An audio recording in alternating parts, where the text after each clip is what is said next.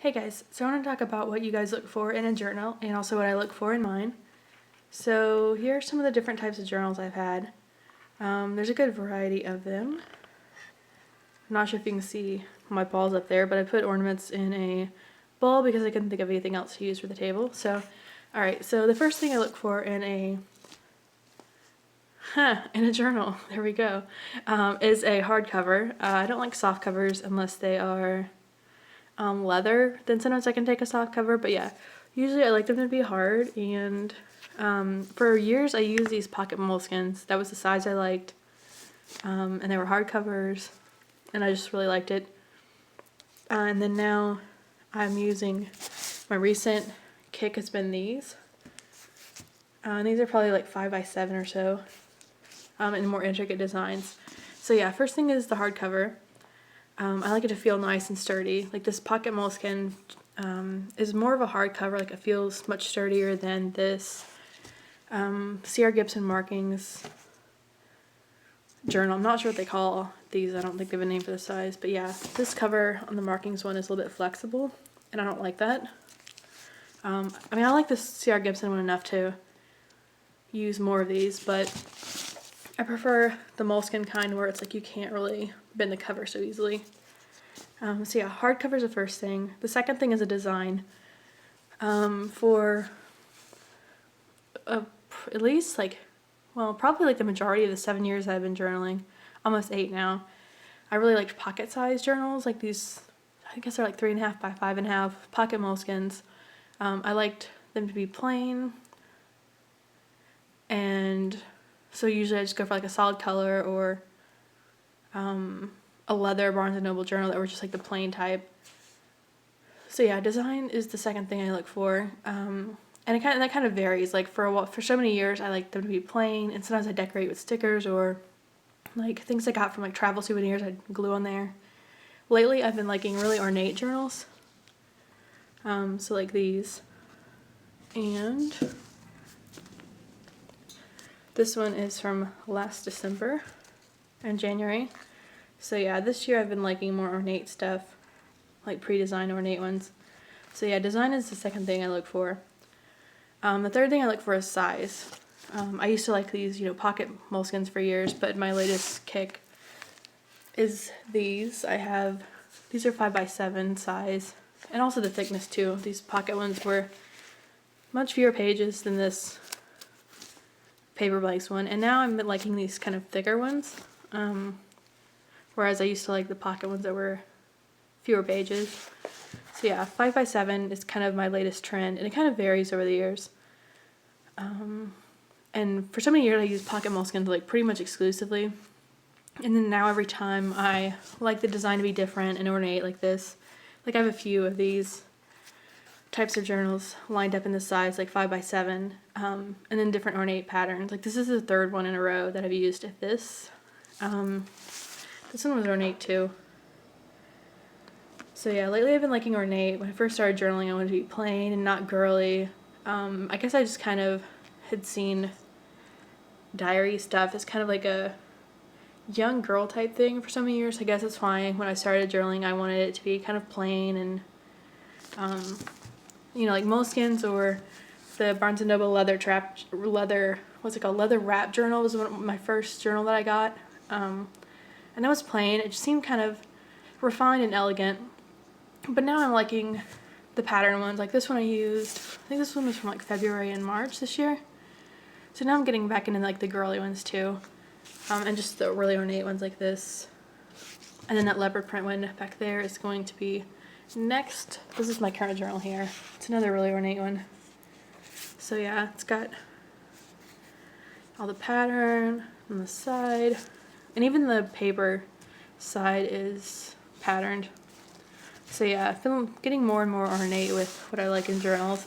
And I also like how the ornate ones look like on a shelf or like stacked up. I don't actually keep them on a shelf, but in theory I like them on a shelf.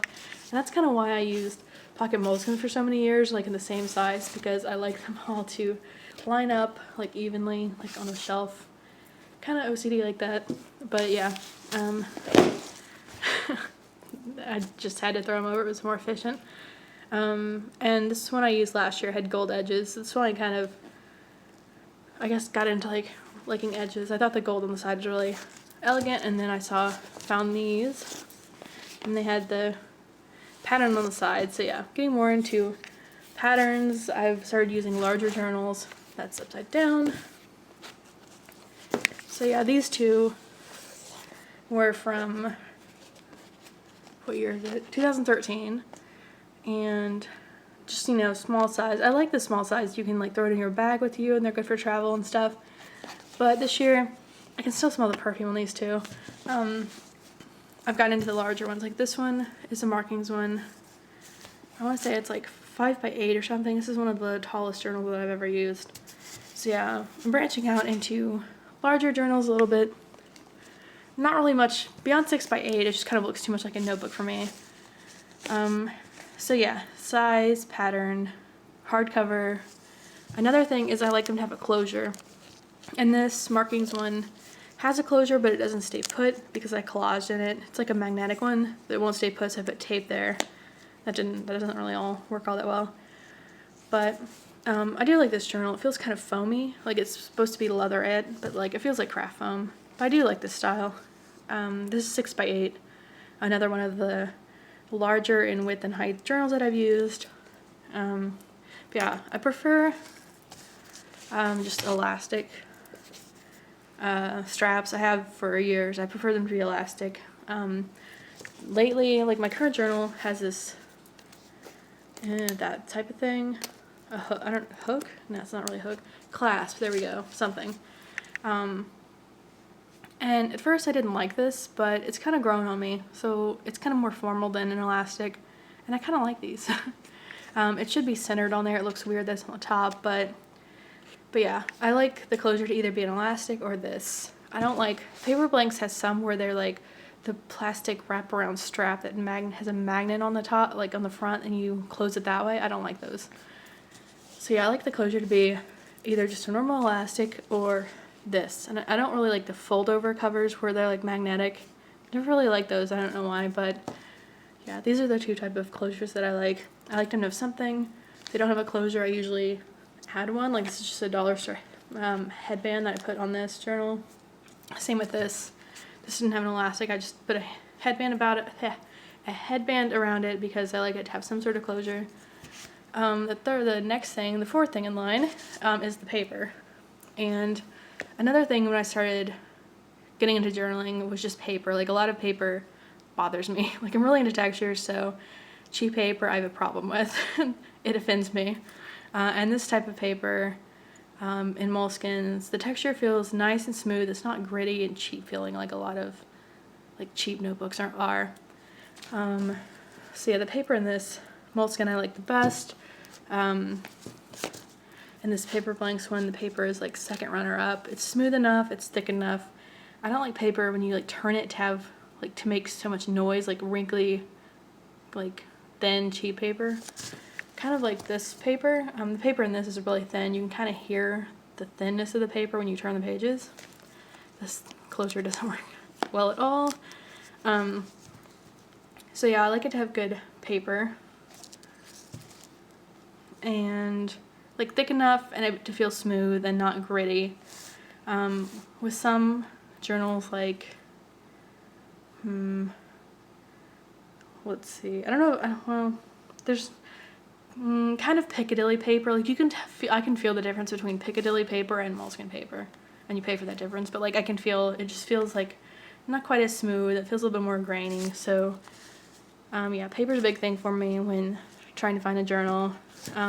So yeah, first, so I guess those are the four things. The first, you know, being hardcover, or at least if it's a soft cover, a sturdy enough leather soft cover so it lasts well and you can put it in a bag and it'll survive that. The second thing is the size. I'm getting into larger journals where I used to use these pocket ones. These pocket ones kind of make my hands hurt if I write in them enough now. The third thing is a design. Getting into more ornate journals where I used to like, well, I painted this when it was plain. Where I used to like plain. The next thing is just like paper quality and a closure. So yeah, elastic or this. So yeah, those are the things I like when looking for a journal. Let me know what types of journals you like and what you look for in a journal. And do any of you actually prefer like only soft covers? Like, do hardcovers bother anyone? Like, soft covers bother me? I don't know. Let me know. Okay, bye.